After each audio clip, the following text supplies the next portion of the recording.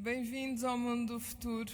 O que nós tentamos fazer hoje aqui é um bocadinho dar um flavor do que pode ser o mundo que as redes de nova geração nos podem trazer se soubermos usar bem a tecnologia.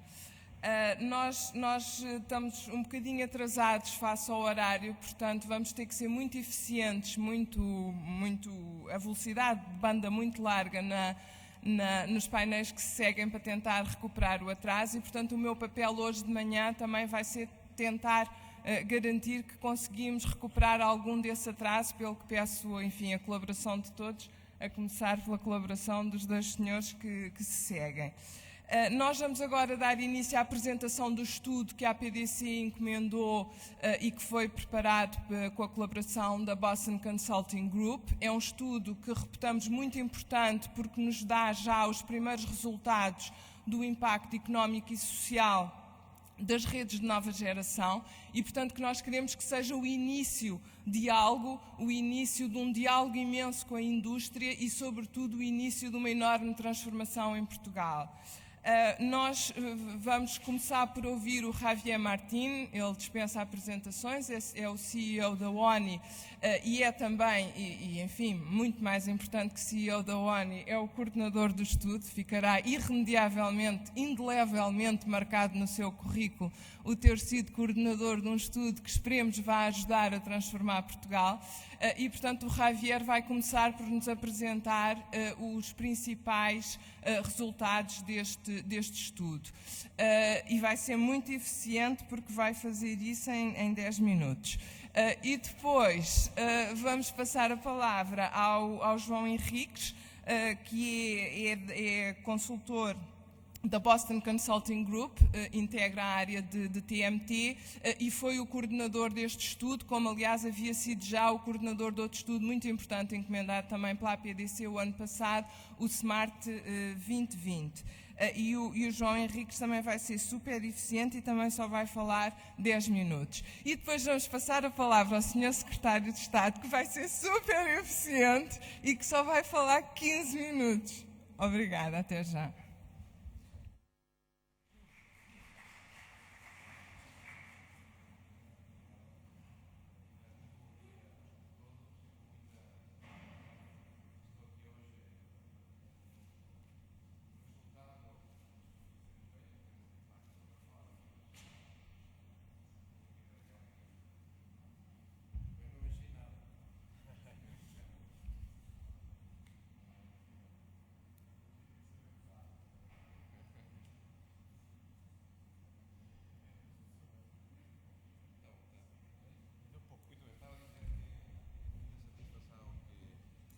Estou aqui hoje.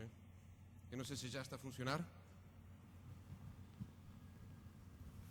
E o que estava a dizer é que a APDC teve a gentileza de me convidar para orientar o conteúdo deste estudo e eu aceitei com muito gosto. Mas ao contrário do que é habitual noutras apresentações, onde eu represento os interesses da empresa que lidero, ligando, como que a Margarida dizia, eu aqui diria que não sou o criminoso, ou no mínimo o suspeito principal, eu seria o autor intelectual do crime, porque este é um trabalho de equipa, onde toda a APDC tem participado e, logicamente, com a materialização do estudo por parte da APDC. Antes de comentar os resultados, queria dedicar um minuto a enquadrar o estudo em termos dos seus objetivos e do que pretendemos com ele fazer e depois, na terceira parte, sublinhar os desafios que de alguma forma condicionarão a materialização dos resultados que vamos apresentar. Os objetivos do estudo têm sido muito ambiciosos. Em primeiro lugar, colaborar por parte de todo o setor, o que é um objetivo ambicioso numa indústria que é hipercompetitiva e que tem um déficit de colaboração histórica. Em segundo lugar, e através das provas de conceito, mobilizar os diferentes agentes económicos e sociais. E, finalmente, quantificar as expectativas de negócio, porque quando falamos destas questões de novas tecnologias, o grande desafio é passar, como um amigo meu dizia, da poesia à matemática. E o estudo pretendeu, nesse sentido, ser pouco endogâmico. No mundo das tecnologias de informação e comunicação, gostamos de falar muito de nós próprios e gostamos de falar muito das tecnologias, mas de facto a tecnologia só é tecnologia para os que temos nascido antes da aplicação dessas tecnologias na sociedade, em termos de novos serviços ou de novas funcionalidades. E, portanto, o que fizemos foi olhar, em primeiro lugar, a estrutura económica de Portugal, quais eram os setores que contribuíam de maior forma a criar riqueza no país. Em segundo lugar, analisar a intensidade informacional de cada um destes setores. E depois também olhar as macrotendências sociais, económicas e demográficas, porque as redes de nova geração não vão mudar o mundo por si só, mas poderão acelerar, limitar, facilitar a materialização económica e social dessas tendências. Com isso, o que fizemos foi identificar uma série de serviços, 26 serviços, agrupados em 3 ondas, com diferente grau de inovação, e inovação no sentido de projetar qual vai ser a procura futura destes serviços e também em termos de disrupção. E como se disse anteriormente, o que é difícil num exercício deste estilo não é gerar novas ideias, mas fugir das ideias atuais com alguma credibilidade. E daí a importância da criação de um modelo integrado e quantificado para construir o que eu chamaria inovação trabalhável. E o que temos feito para identificar esses serviços tem sido basicamente responder a 3 questões. Em primeiro lugar, é real, é possível, há tecnologia para o fazer.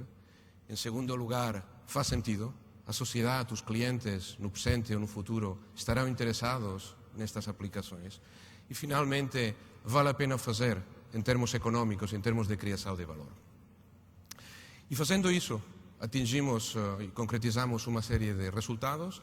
Em primeiro lugar, o impacto económico que num prazo de 3 a 5 anos a instalação e a disponibilidade das redes de nova geração, junto a outros fatores que depois referirei, podem ter na economia e que está quantificado em 3 bilhões de euros, 1,8% do PIB, e que, como a coluna que está no meio refere, tem 2 componentes, um impacto direto de 1,9 bilhões e um impacto induzido de outros 1.000 milhões. E junto a este impacto quantificado numa perspectiva que conjuga forecasting e conjuga o que eu chamaria visioning, mas mais do primeiro que do segundo, há outra expectativa, e o estudo pretende criar uma expectativa de crescimento mais disruptivo, que efetivamente pode ter um impacto muito mais transformacional, mas que é mais difícil de materializar ou de concretizar em termos quantitativos. E, portanto, o que o estudo tem pretendido é ser agressivo na estratégia e na capacidade de visão, mas relativamente pragmático na implementação e na identificação do que é possível fazer nos tempos futuros. Embora as redes de nova geração tenham um impacto transversal, há 3 setores que representam mais de 70%, a saúde e a assistência social, a mobilidade e logística e a segurança e a justiça. E, paradoxalmente, achamos, um pouco ligando com os conceitos que foram anteriormente apresentados, que a crise económica é também uma grande oportunidade, um pouco na perspectiva da transformação que a audácia rooseveltiana teve depois da crise dos anos 30, para efetivamente ganharmos a coragem que nos pode facilitar e acelerar a mudança subjacente aos modelos económicos atuais. E, basicamente, o valor que eu referi anteriormente tem duas fontes, 2 tipos de origens. É a alteração do estilo de vida da sociedade, da economia e dos estilos de vida das pessoas, passando serviços do mundo offline ao mundo online. E, em segundo lugar, a recomposição das cadeias de valor setoriais que criarão novas instituições, novos modelos de negócio. E, portanto, eu acho que as redes de nova geração, achamos que as redes de nova geração não nos permitem só fazer mais coisas ou fazer as coisas mais rápidas, como a Margarida referia, mas sobretudo, e por quê? Porque a informação cresce exponencialmente, mas o cérebro só pode absorver essa informação de forma linear, e isto é uma coisa que não mudará. E, portanto, o que temos que fazer é fazer as coisas diferentes. E para fazer as coisas diferentes, nós temos que ser orientados ao mercado, mas não market-driven ou dirigidos pelo mercado. Porque se efetivamente olhássemos só nessa perspectiva, o que aconteceria é, pegando no horseless carriage, que foi comentado pelos apresentadores anteriores, e pegando num comentário de Henry Ford, quando inventou o carro, o que aconteceria é o que Henry Ford dizia, que se tivesse perguntado ao mercado, aos clientes, que é o que eles queriam, a resposta teria sido um cavalo mais rápido. e em nenhum caso teria sido um carro como acabou por ser construído e desenvolvido. Em segundo lugar, em termos quantitativos, o impacto das redes de nova geração poderá ter um impacto em termos de emprego de entre 15 e 20 mil empregos permanentes qualificados. Se fizermos a comparação entre o número de empregos e o contributo de crescimento do PIB, íamos ver que são empregos mais produtivos e que a diferença dos empregos associados ao desenvolvimento no curto prazo das redes tem um caráter muito mais permanente. Mas além deste contributo mais quantificado, acreditamos também num potencial crescimento muito mais disruptivo, basicamente por dois motivos ou com duas fontes. Em primeiro lugar, se fizermos as coisas bem e rápido, Portugal tem a oportunidade de ganhar uma vantagem competitiva em relação com outras economias comparáveis e vizinhas. Por quê? Porque será capaz de atrair mais investimento estrangeiro e será capaz de produzir serviços e criar valor que sejam utilizáveis em outros lugares do mundo, portanto, e exportar essa capacidade de fazer isto tudo desde Portugal. E, em segundo lugar, e se calhar de forma mais substancial, é através da criação de novos modelos de negócios e de uma oferta de serviços disruptivos e inovação social. E tudo isto, este crescimento mais disruptivo, tem que estar baseado num novo paradigma que conjuga elementos que de alguma forma começam a existir e que é através desta conjugação e integração que podemos criar um valor diferenciador. O valor do long tail, onde os mercados de nicho podem valer mais que os mercados core. O conceito de Empower the Periphery, onde empresas de dimensão reduzida ou periféricas são capazes de criar valor e de estar ligadas ao resto do mundo e, portanto, criar valor de uma forma comparável à forma que fazem as grandes empresas. Wisdom of the Crowd. Ontem, o CEO de The Economist, Andrew Rashbas, em Barcelona, fez uma conferência onde falava como é que The Wisdom of the Crowds pode ajudar a mudar o setor dos mídia muito curto prazo. E, enfim, outros elementos que de forma conjugada criam um paradigma totalmente diferente. Como alguém dizia, e falámos também no outro dia, numa das reuniões preparatórias deste estudo, a idade de pedra não acabou por falta de pedras, acabou porque efetivamente existiram fatores como estes que se recombinaram para criar uma realidade diferente. E, finalmente, em termos de resultados, estas redes também possibilitam um impacto social significativo pela maior riqueza das interações sociais, pela possibilidade de participação cívica, pela maior inclusão social, pela eliminação dos chamados not spots, em contraposição dos hotspots, dos quais todos ouvimos falar e falamos habitualmente. Maior inovação social, maior tempo livre. Embora também ao nível social, as redes de nova geração suponham riscos que de alguma forma foram apuntados na apresentação anterior. Eu gostei muito do enquadramento das duas apresentações anteriores, porque de alguma forma este estudo da PDC acho que se situa no meio, tentando capitalizar na oportunidade, mas também aceitando que nada disto é fácil e que efetivamente há riscos e há esforços que têm que ser feitos. E, portanto, como comentava anteriormente, ouvindo as apresentações, vinha à minha cabeça uma frase que dizia que os optimistas inventaram a aeronáutica e os pessimistas inventaram os paraquedas. E para a indústria se desenvolver é fundamental que as duas partes se conjuguem. Finalmente, em termos dos desafios, para isto acontecer, do nosso ponto de vista, é preciso três fatores de sucessos. Em primeiro lugar, a velocidade de implantação das novas redes. Em segundo lugar, a mobilização do ecossistema, tanto ao nível público como privado. E, finalmente, a potencial criação de uma vantagem relativa a partir de novos modelos de negócios que se tem que basear um maior empreendedorismo da sociedade portuguesa.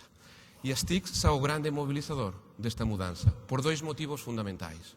Em primeiro lugar, porque o hipersector das TICs representa um sistema vibrante de inovação e de desenvolvimento, como tem demonstrado nas últimas décadas. E, em segundo lugar, porque quando as margens mais atrativas desaparecem da indústria, é preciso assumir novos riscos e criar uma nova realidade, que é o que neste momento achamos que está a acontecer na indústria. E esse contributo se materializa, como está na base deste gráfico, não só na criação, na materialização das perspectivas tecnológicas, temos que ter as redes, mas também os terminais e a conectividade desses terminais através das redes, e também na perspectiva mais financeira ou de modelos de negócios, sino também pelos facilitadores que estão no meio, sistemas de pagamento, cloud computing, que precisamente esses facilitadores, pela frição, como os setores que estão na parte superior, cria numa perspectiva de hibridação a inovação necessária para fazer a tal transformação que eu referi anteriormente, que derivará na concretização dos números do crescimento do PIB apresentados. Embora também seja fundamental que o Estado deve criar um contexto. Acho que, um pouco continuando com a apresentação do José Pacheco Pereira, eu me lembro uma vez de ter estado numa discussão onde discutíamos como a inovação tecnológica no passado só se transformou em desenvolvimento econômico quando existiu o enquadramento institucional adequado. E falávamos das tecnologias chinesas. A China, durante muitos séculos, esteve na liderança da tecnologia, mas isso não foi passado à sociedade, porque não existiam os mecanismos institucionais para a partilha do potencial valor criado para a tecnologia e a transformação no bem-estar e no desenvolvimento da sociedade. Para acabar, e como exercício de coerência, as redes de nova geração também têm a ver com o estudo que anteriormente patrocinou a APDC, porque pode contribuir estas redes diretamente à diminuição em mais de 10% das emissões. Pegando no gráfico da professora Carlota Pérez, onde tínhamos as TICs, o greening e a globalização, se calhar o terceiro estudo, o próximo estudo que a APDC tem que fazer, dado que já fez os dois primeiros, poderá ter a ver com efetivamente de que forma e através do greening e das redes de nova geração a economia portuguesa pode aspirar a ser um participante na globalização de uma forma diferente. 3 reflexões finais para acabar, uma sobre risco, outra sobre o momento e outra sobre a responsabilidade. Em termos de risco, do nosso ponto de vista, vale a pena arriscar e, como aqui se refere, o número dos que renunciam é sempre muito superior dos que fracassam. Em relação ao momento, para assumir riscos e para assumir o sofrimento associado ao risco e a incomodidade associada, nunca é um bom momento, mas se nós aguardamos tempo demais, como aqui também diz, os que pretendem inovar num contexto favorável chegam tipicamente atrasados. E, finalmente, um comentário sobre a responsabilidade. E são os líderes das empresas, são as camadas dirigentes, as que de alguma forma têm a responsabilidade de inovar e transformar as suas empresas para materializar este paradigma. E, paradoxalmente, os líderes das empresas são os menos propensos à inovação. É na liderança das empresas onde as empresas são muito mais semelhantes, são muito mais homogéneas. As pessoas estudam nas mesmas escolas, leem os mesmos jornais, falam como as mesmas pessoas. E, portanto, acho que é uma responsabilidade de todos os que aqui estamos ter a coragem, ajudados, logicamente, pela crise, que é uma boa oportunidade para aumentar essa coragem, para efetivamente tomar as iniciativas que permitam a materialização deste futuro, que é um futuro possível, embora não seja um futuro fácil ou exento de riscos. Muito obrigado.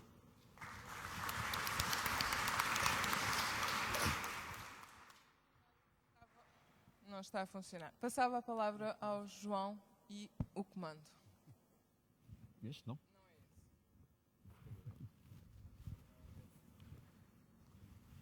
Muito obrigado, bom dia. Em primeiro lugar, cabe-me agradecer à APDC pela escolha que fez da BCG para conduzir este estudo e também a todas as entidades que, ao longo do estudo e nas várias discussões que tivemos, foram contribuindo para chegarmos ao resultado a que estamos. Depois da apresentação do Xavier, eu penso que me compete essencialmente explicar um bocadinho como chegámos a estes resultados e talvez levar um bocadinho mais de detalhe sobre o que é que fizemos. Em primeiro lugar, em termos dos objetivos, nós tínhamos 4 grandes objetivos. Por um lado, materializar o impacto das RNGs, e eu aqui passarei relativamente pouco tempo, porque temos todo o resto da sessão dedicada a provas de conceito, cujo objetivo é precisamente materializar esse impacto, explicar como as RNGs, no concreto, podem afetar a vida das pessoas. Quantificar o impacto das RNGs, isto foi o que nós fizemos dentro das limitações que estamos evidentemente a trabalhar com uma realidade nova. Aquilo que podemos fazer é um exercício claramente de extrapolação, de progressão, de ver o que existe e como é que o que existe pode ser mudado. Existe todo um mundo que é referido e é identificado, mas não quantificado, daquilo que pode ser. E aí a nossa visão será tão boa como a de qualquer um nesta sala, mas achamos importante explicar também como chegamos aos resultados.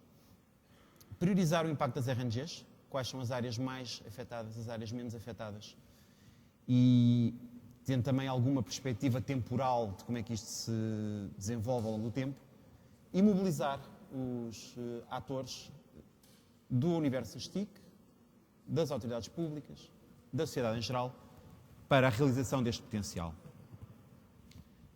Falando então um bocadinho de como é que abordámos o problema de priorização do impacto das redes de nova geração.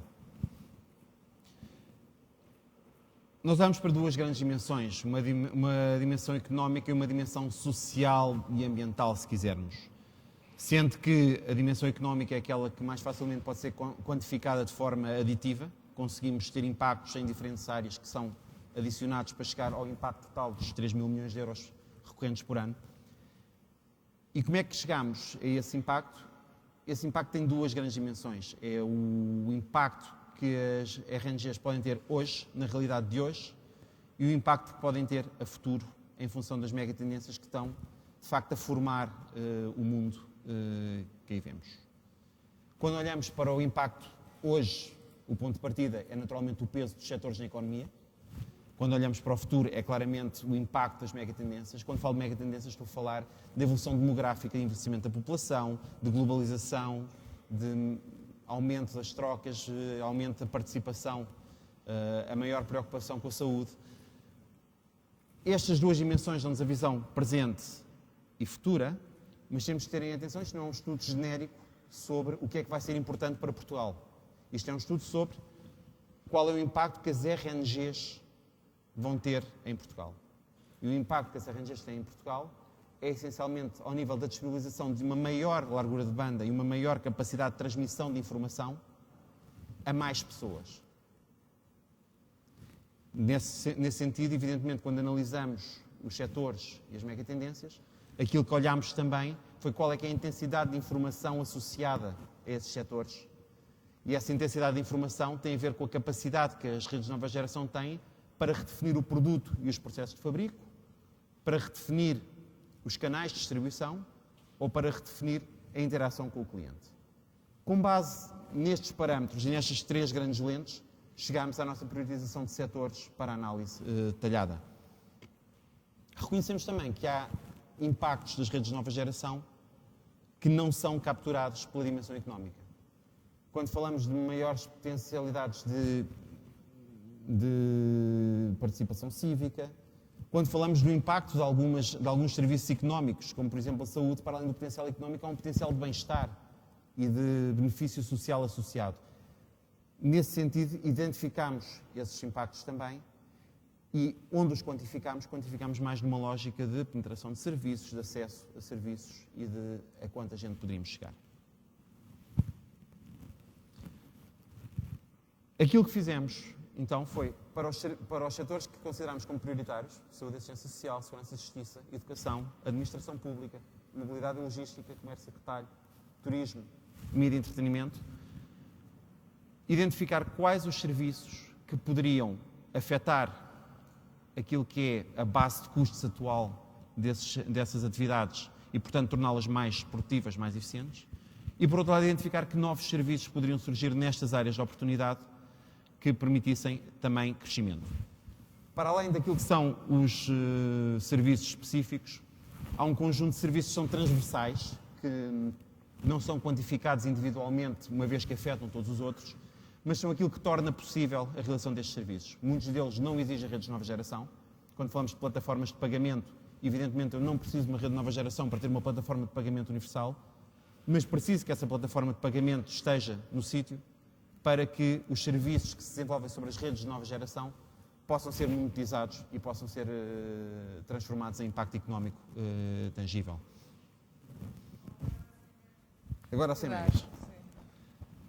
O impacto, o Xavier falou, estamos a falar do impacto direto que é calculado bottom-up, somando os impactos com várias hipóteses de cada um dos serviços e o impacto induzido resultante de um multiplicador económico standard e o impacto disruptivo mais ligado a condições estruturais e a inovações que não antecipamos e que não temos a pretensão de querer antecipar.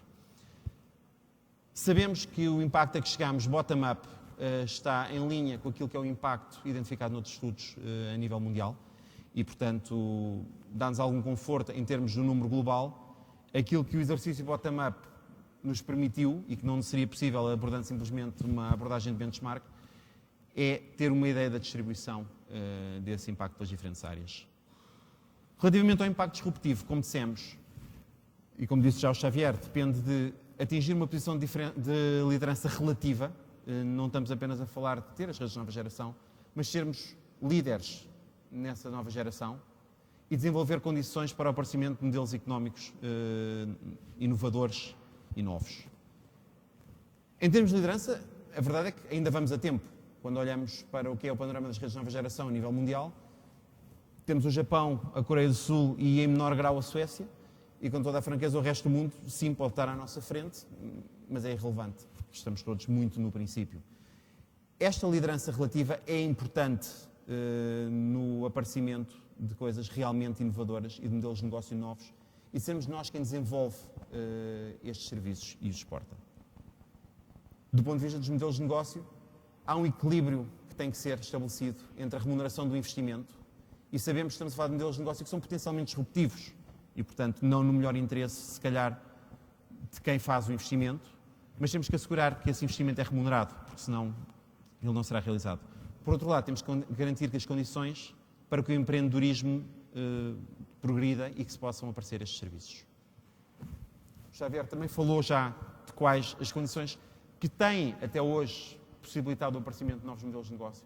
Se pensarem, muitas delas estão ligadas àquilo que as redes de nova geração trazem, a capacidade de dar à periferia acesso e de dar voz à periferia, a capacidade de partilhar, de dar transparência às interações e de aumentar o poder da reputação, são coisas que as redes de nova geração trazem.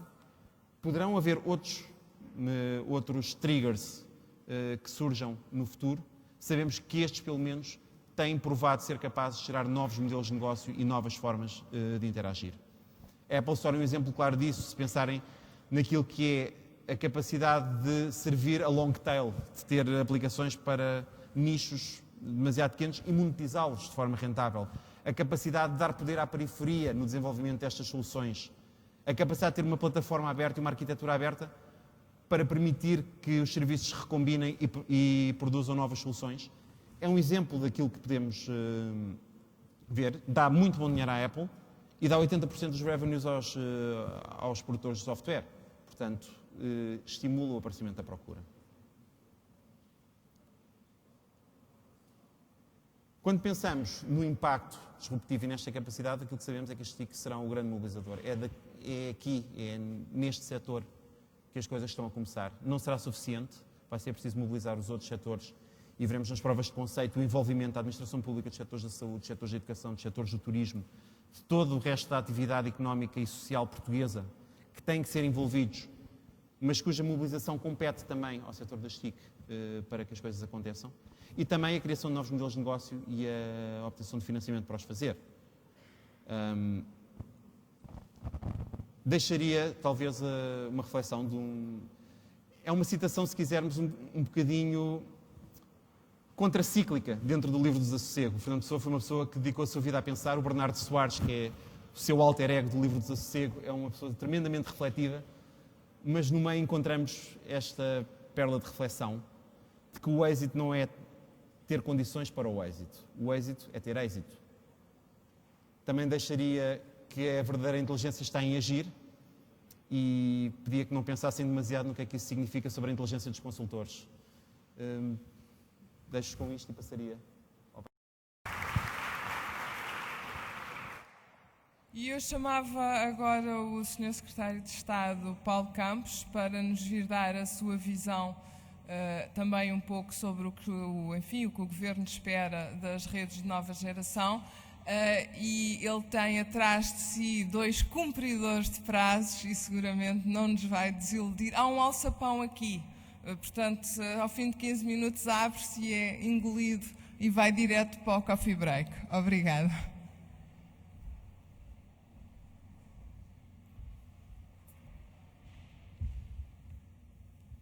Bom dia. Obrigado, doutora Margarida Couto. E os meus cumprimentos também para os restantes membros deste painel. Em primeiro lugar, é da praxe um agradecimento à APDC mas aqui eu queria transmitir que este agradecimento, enfim, não é um agradecimento qualquer. A APDC tem, ao longo da sua história, demonstrado a sua importância no setor, mas também pelo conjunto de atividades desenvolvidas, o papel extremamente relevante que teve não apenas no setor das telecomunicações, mas também no setor das tecnologias de informação e, obviamente, no desenvolvimento do país. A APDC deve-se um conjunto de contributos muito significativos ao longo do seu tempo de existência. Mas, obviamente, nos últimos tempos, até porque o Ministério e a APDC celebraram um protocolo para trabalharmos em conjunto nesta área, a APDC tem, mais uma vez, contribuído de uma forma inestimável para aquilo que nós pensamos que são as opções certas de futuro. E, portanto, desse ponto de vista, deixem-nos transmitir o nosso agradecimento à APDC por esta organização, mas, sobretudo, pelo trabalho desenvolvido ao longo de muitos e muitos anos, que muito nos orgulham e que muito orgulham, obviamente, todos aqueles que fazem parte deste setor. Os exemplos hoje aqui apresentados e ontem são claramente evidentes e, desse ponto de vista, deixem-me, portanto, terminar esta primeira palavra com os parabéns à APDC. Segunda questão, obviamente, vou tentar cumprir os 15 minutos. Eu cronometro 15 minutos, certo? Com certeza. Cronometrei os anteriores colegas e verifiquei que eles não foram assim tão cumpridores. Mas um político vai tentar cumprir a questão dos 15 minutos, o que é sempre mais difícil do que para um técnico cumprir. Mas vamos ter esse objetivo e essa ambição. Também não resisto, antes de começar, enfim, a falar sobre o tema, a comentar a intervenção do Dr. Pacheco Pereira. Enfim, três pequenos comentários. Enfim, também não ficaria um político estar aqui, não resistiria a comentar algumas afirmações que outro político acabou de fazer aqui há alguns minutos. E a primeira que eu comentaria, e provavelmente, enfim, fica mais fácil para compreender, conhecendo-se a influência que o Dr. Pacheco Pereira tem, enfim, no pensamento do principal partido da oposição neste momento, e nomeadamente na sua líder, provavelmente fica mais fácil de compreender a sua declaração da líder de há alguns meses atrás, relativamente a pôr a democracia em stand-by durante alguns meses. Enfim, ele disse aqui claramente, relativamente quando se referia relativamente à democracia, que isto não vai com vontade. Enfim, tem que ir com outras coisas que a gente não sabe muito bem, mas provavelmente depois do Dr. Pacheco Pereira, noutra oportunidade, esclarecerá melhor. Ele também disse uma outra matéria, que é obviamente verdade, que não é por ter a banda larga e muitos telemóveis que se assegura o desenvolvimento. Obviamente que essa não é condição suficiente, mas parece-me ser absolutamente uma condição necessária. E provavelmente hoje não há nenhum país que possa apresentar índices de desenvolvimento que não cumpra esta condição necessária, ou seja, que não tenha boas condições em termos de banda larga e que não tenha a possibilidade de massificar o uso da sociedade de informação, nomeadamente através dos telemóveis. A terceira farpa, ou a terceira questão, é que eu espero que num futuro, que eu, dentro dessa expectativa, espero que seja longínquo, o setor das telecomunicações não passe a integrar o Ministério da Defesa e que fique, obviamente, associado às outras áreas onde ele está associado, porque essa claramente é o local certo e o local positivo para esta matéria. Enfim, este foi um comentário que logo estávamos ali na primeira fila e o meu parceiro de lado me fez relativamente a esta matéria. Bom, mas fechando este ciclo e já perdendo, porque um político perde sempre muito tempo antes de entrar nas questões relevantes, dizer-vos que para nós claramente esta é uma oportunidade. Nós consideramos que o mundo hoje, há um conjunto de fatores novos que condicionam a evolução das nossas sociedades. A velocidade, as coisas hoje andam muito mais depressa do que andavam num passado recente. A surpresa, hoje para nós, há fatores que todos os dias são surpreendentes. Como é que algo que aparentemente não tem nada a ver com as nossas vidas, de repente desabra sobre nós e altera radicalmente ou altera profundamente a nossa expectativa para os próximos meses, para as próximas semanas. O contexto de mudança no mundo também é um contexto óbvio. Todos os dias aparecem coisas novas que mudam e que fazem mudar as nossas vidas. E, obviamente, estes fatores novos tornam tudo isto muito mais complexo. É muito mais complexo pensar hoje, nos dias de amanhã, do que provavelmente alguns meses atrás ou alguns anos atrás. E, obviamente, os fatores de risco são hoje também muito maiores. E, portanto, desse ponto de vista, concordo com as intervenções anteriores, nomeadamente do Dr. Pacheco Pereira, que é necessário ter uma preocupação suplementar com aquilo que são os principais riscos que afetam as nossas vidas. Bom, mas para termos estes fatores são absolutamente determinantes, e quem não perceber que estes fatores hoje são os principais fatores que condicionam a evolução das nossas vidas, não tomará as opções certas relativamente ao futuro. E por isso é que o Governo, tendo em conta estes fatores, este pensamento que está muito associado a estes condicionamentos, mas também, obviamente, tendo em conta o posicionamento geoestratégico de Portugal e, nomeadamente, o facto de Portugal ser um país periférico na Europa, que nós temos tido um conjunto de opções, nomeadamente de investimento, nomeadamente em infraestruturas de telecomunicação. Isso faz parte da visão de futuro que nós acreditamos e defendemos para o país, mas não apenas da visão de futuro, uma estratégia claramente desenhada e da nosso ponto de vista também de instrumentos que já colocámos no terreno para que essa estratégia seja conseguida, seja atingida, obviamente também com a capacidade que pensamos ter para aglutinar à nossa volta as pessoas-chave. E já voltaremos um pouco mais à frente relativamente a um conjunto destas matérias. Enfim, a nossa visão estratégica está muito conhecida, enfim, todos sabem, a nossa aposta na qualificação das pessoas, na competitividade, enfim, na inovação, na investigação e desenvolvimento, no plano tecnológico, na modernização da administração pública, tudo um conjunto de fatores que têm sido a nossa agenda e aquilo que temos vindo a promover e que acreditamos que são absolutamente fundamentais para o futuro. E desse ponto de vista, deixem-vos dizer que o setor das telecomunicações e o setor das tecnologias de informação deram um papel inestimável nos últimos tempos ao desenvolvimento do país e que contribuíram muito decisivamente para que hoje estejamos numa posição muito confortável. O setor das telecomunicações em Portugal é o que dá uma mais alta taxa de investimento em percentagem de PIB quando comparada com os outros países europeus. Ou seja, em Portugal, nós investimos muito mais no setor das telecomunicações, quando comparado com o nosso produto interno bruto, do que qualquer outro país europeu.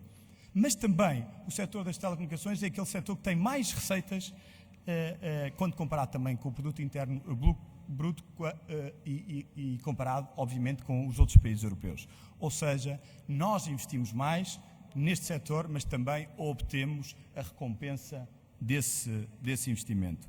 Queria-vos dizer que hoje o padrão em Portugal, nomeadamente de concorrência no setor, é claramente diferente do que aquilo que tínhamos há alguns anos atrás. Enfim, quando chegámos em 2004, nós tínhamos 3 operadores que apenas um participava em todos os segmentos do mercado. Hoje temos pelo menos 4 grandes operadores, quase todos a participarem, com uma ligeira exceção na televisão, em que um operador ainda não entrou, mas quase todos a participarem massivamente nos diferentes segmentos desse mercado. Portanto, é uma evolução muito significativa. Posso-vos dizer também a evolução do serviço fixo, a PT em 2004 tinha 94%, hoje tem 64% da cota de mercado, sendo que na União Europeia a média do incumbente é de 80%, ou seja, estamos muito melhor que a União Europeia. Ou na banda larga, a PT em 2004 o grupo PT tinha 82% e agora tem 41%, sendo que os incumbentes na União Europeia também têm uma percentagem muito superior àquela que hoje existe. Ou seja, do ponto de vista da concorrência, nós até somos, por exemplo, o Estado-membro da União Europeia que tem o maior número de assinantes que usam operadores alternativos para acesso direto. Demos passos muito decisivos e muito importantes nestes últimos anos. Mesma coisa ao nível das taxas de cobertura, da banda larga, da cobertura de cabo, o esforço que fizemos na televisão digital terrestre, o esforço que estamos a fazer nas novas redes de geração, e tudo isto podia ser, enfim, podíamos continuar aqui a falar ao nível dos indicadores de penetração, etc, etc. Mas como o tempo é limitado, o melhor é irmos para as redes de nova geração e explicar-vos que, até agora, o Estado fez aquilo que nós achámos que era o seu papel. O papel de puxar para que o investimento saísse e para que as oportunidades acontecessem neste mercado. Por isso, criámos as condições num diálogo, aquilo que eu há pouco falava, que não é necessário apenas ter uma visão, uma estratégia e ter instrumentos. Também é necessário conseguir aglutinar as pessoas para executar essa estratégia e atingir essa visão com os instrumentos que são colocados ao seu dispor. E nós acreditamos que este Governo cumpriu esse papel, aglutinou as pessoas, aglutinou a APDC, aglutinou outros intervenientes no setor, aglutinou os operadores de telecomunicações, num trabalho muito vasto, complexo, e difícil de concretizar, mas que permitiu que hoje estejamos a ter investimento massivo nesta matéria. Obviamente que o Estado teve que fazer o seu papel de puxar por esta matéria, nomeadamente atribuindo incentivos ao investimento, incentivos ao consumo, mas também melhorando a legislação e tornando uma legislação extraordinariamente moderna, não há comparável na Europa neste momento, para possibilitar este investimento. Quero-vos dizer ainda que Portugal é o único país que neste momento tem concursos lançados para que o investimento nas zonas rurais seja concretizado. Ou seja, neste momento, o investimento em redes de nova geração não se vai concentrar nas áreas tradicionais onde os operadores de telecomunicações sempre investiram, mas também irá ser feito nas zonas onde, por virtude de opções do mercado, nunca esse investimento nos últimos anos se tinha concretizado. Finalmente, dizer-vos que, do ponto de vista do papel do Estado, também desenhámos um conjunto de apoios, nomeadamente acesso ao quadro comunitário, para incentivar a criação de um cluster industrial, mas também para o desenvolvimento de novos serviços e de modernização da administração pública. Ou seja, nós acreditamos que o Estado desempenhou aquilo que era o seu papel, o papel de puxar pelo desenvolvimento deste setor e pelo investimento neste setor e, obviamente, também pela criação de novos serviços. E esse, neste momento, é o principal desafio que temos. É o desafio que eu absolutamente acredito também vai ser ganho. E é neste contexto que vejo com agrado o contributo que a APDC tem vindo a dar ao debate e mobilização dos principais intervenientes e que vem refletido nas diversas iniciativas levadas a cabo ao abrigo do protocolo celebrado com o Ministério. A organização da conferência de hoje é claramente um exemplo disso. E, como todos tivemos a oportunidade de verificar, os impactos identificados no estudo são muito motivadores. Recordamos que estamos perante um impacto de 3 mil milhões de euros, uma criação de 20 mil empregos qualificados e a contribuição das novas redes de serviços para a proteção do meio ambiente, para a inclusão social e para a participação cívica. Estes são motivos mais que suficientes para mobilizar a sociedade a fazer deste investimento uma oportunidade de elevar o paradigma de desenvolvimento em Portugal. No entanto, não é apenas a magnitude dos números que nos motiva. Quando olhamos para as áreas que, de acordo com o estudo, serão objetos de impactos mais relevantes, vemos áreas como a saúde e cuidados sociais, as quais, por pressão de evolução demográfica e responsabilidade do Estado, teriam tendencialmente um aumento do peso nos orçamentos públicos e privados. Identificamos, portanto, aqui um impacto decisivo, não só no controle do crescimento deste gasto, mas também na melhoria e inclusão de acesso aos cuidados de saúde e de assistência social. E claramente aqui o Estado deixará de ter a função, enfim, que tem tido até há pouco tempo, de puxar para ser efetivamente utilizador. Penso que a professora Carlota há pouco trabalhou bem este tema e essa é claramente a nossa visão na fase de transição em que estamos, em que o Estado deixará de ser o pusher deste projeto para ser essencialmente um utilizador. Mas também um utilizador não apenas na saúde e nos serviços sociais, mas na mobilidade e logística, com melhorias ambientais muito significativas, ou ainda na segurança e justiça, áreas dos quais as redes de nova geração permitirão agilizar procedimentos e melhorar o serviço aos cidadãos, contribuindo, portanto, dessa forma, de uma forma indireta e não quantificável, para a competitividade da economia e para uma melhor cidadania. Também nas áreas como a educação, as redes de nova geração irão ter um papel contributo, nomeadamente quando associados ao enorme esforço que já fizemos de dar infraestruturas, dar a capacidade de cada estudante ter um computador e equipar todas as nossas escolas com as melhores condições do ponto de vista da tecnologia.